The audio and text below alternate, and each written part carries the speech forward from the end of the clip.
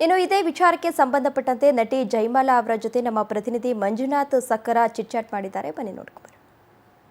ಕಂಠದ ಗಾನ ಕೋಗಿಲೆ ಎಸ್ ಜಾನಕಿ ಅವರು ಸುಮಾರು 20ಕ್ಕೂ ಹೆಚ್ಚು ಭಾಷೆಗಳಲ್ಲಿ ಸುಮಾರು 50,000ಕ್ಕೂ ಹೆಚ್ಚು ಹಾಡನ್ನು ಹಾಡಿರುವಂತಹ ಎಸ್ ಜಾನಕಿ ಅಮ್ಮವರು ಕೊನೆ ಉಸಿರೆಳೆದಿದ್ದಾರೆ.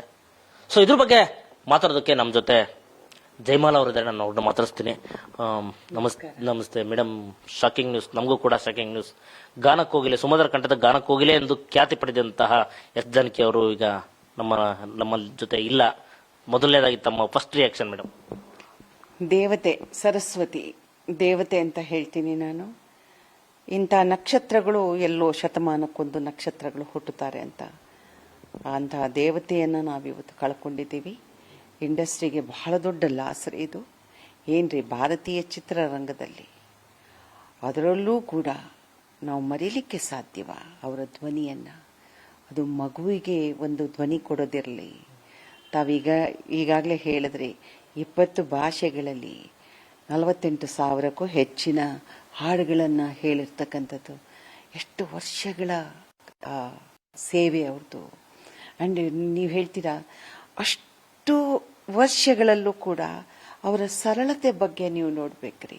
ಸರಳ ಜೀವನ ಅಂತಂದರೆ ಅಷ್ಟು ದೊಡ್ಡ ಸಾಧಕಿ. ಎಷ್ಟು ಸಾವಿರಾರು ಪ್ರಶಸ್ತಿಗಳು ಬಂದಿದೆ, ಎಲ್ಲ ಭಾಷೆಗಳಲ್ಲೂ ಬಂದಿದೆ. ಪ್ರಶಸ್ತಿಗೆ ಲೆಕ್ಕ ಇಲ್ಲ, ಅವರು ಹಾಡಿದ್ದಕ್ಕೆ ಲೆಕ್ಕ ಇಲ್ಲ. ಆದರೆ ಅವ್ರು ಬದುಕಿದ ಬದುಕು ಹೆಂಗಿದೆ ನೋಡಿ. ಎಷ್ಟು ಮನುಷ್ಯರಾದವ್ರು. ನಿಜವಾಗ್ಲೂ ಹೇಳ್ತೀನಿ, ನಾವೆಲ್ಲರೂ ಕೂಡ ಆ ತಾಯಿಗೆ ಒಂದು ನಮನವನ್ನು ಸಲ್ಲಿಸಲೇಬೇಕು. ಇವತ್ತು ಅವರ ಧ್ವನಿಯೇ ಇವತ್ತು ಅವರು ಸಾಕಾಗಿ ಹೋಯಿತು ಅಂತ ಕಣ್ಮುಚ್ಕೊಂಡ್ರು. ಆದರೆ ಜಾನಕಮ್ಮನ ನಾನಂತೂ ಮರೀಲಿಕ್ಕೆ ಸಾಧ್ಯವೇ ಇಲ್ಲ. ನಾನು ಅವ್ರನ್ನ ಮೊದಲನೇ ಬಾರಿ ನೋಡಿದ್ದು 1975ರಲ್ಲಿ. ಆಗ ಎಲ್ಲ ಚಿತ್ರಗಳಿಗೂ ಲೈವ್ ಮ್ಯೂಸಿಕ್, ಅಂದರೆ ಆರ್ಕೆಸ್ಟ್ರಾಗಳೆಲ್ಲ ಕೂಡ ಲೈವ್ ಇತ್ತು. ಆಗ ಹೀರೋಯಿನ್ಸು, ಟೆಕ್ನಿಷಿಯನ್ಸು ಎಲ್ಲರನ್ನೂ ಕರ್ಕೊಂಡು ಹೋಗೋರು. ಕರ್ಕೊಂಡು ಹೋಗ್ಬಿಟ್ಟು ಹೇಗೆ ಹಾಡ್ತಾರೆ ಅಂತ ಹೇಳ್ಬಿಟ್ಟು ಜಾನಕಮ್ಮ ಅವರು ಪಾರ್ಥಮವ್ರ ಹತ್ರ ಕೇಳಿದ್ರಂತೆ, ನಿಮ್ಮ ಪಿಕ್ಚರ್ ಹೀರೋಯಿನ್ನು ಅವಳನ್ನೊಂಚೂರು ಕರ್ಕೊಂಡು ಬನ್ನಿ ಅಂತ. ಯಾಕೆ ಅಂತ ಗೊತ್ತಿಲ್ಲ, ಅಮ್ಮಂಗೆ ಗೊತ್ತಿರುತ್ತೆ. ಜಯಮಾಲ ಬಾ ಹೋಗೋಣ ಅಂತ ಹೇಳ್ಬಿಟ್ಟು ಕರ್ಕೊಂಡು ಬಂದು ನನ್ನನ್ನು.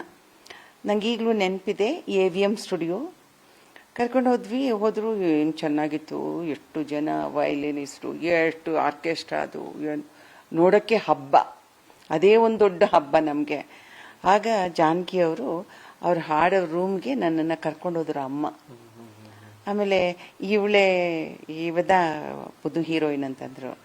ಅವಳ ಹತ್ರ ತಮಿಳು ಬರುತ್ತಾ ಅಂತಂದ್ರು. ನಂಗೆ ಬರ್ತಿರ್ಲಿಲ್ಲ ಆಗ ಅಮ್ಮ ಹೇಳಿದ್ರು, ಪಾರ್ಥಮ್ಮವರು ಮಾತಾಡು ಅಂತ.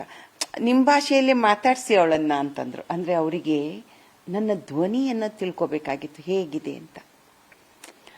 ಪ್ರತಿ ಕಲಾವಿದರದು ಈಗ ನೋಡಿ, ನನ್ನ ಹಾಗೆ ಅವ್ರ ಹಾಡು ಕೇಳಿದಾಗ ನಾನೇ ಹಾಡ್ದಂಗಿರುತ್ತೆ. ಲಕ್ಷ್ಮಿಯವರು ಅವ್ರ ಸಿನಿಮಾದಲ್ಲಿ ಹಾಡುವಾಗ ಲಕ್ಷ್ಮಿಯವರೇ ಹಾಡ್ದಂಗಿರುತ್ತೆ. ಜಯಂತಿಯವ್ರು ತಗೊಳ್ಳಿ, ಸರೋಜಮ್ಮನ್ ತಗೊಳ್ಳಿ, ಎಲ್ಲ ಕಲಾವಿದರನ್ನು ತಗೊಳ್ಳಿ, ಅವರವರೇ ಹಾಡ್ದಂಗಿರುತ್ತೆ.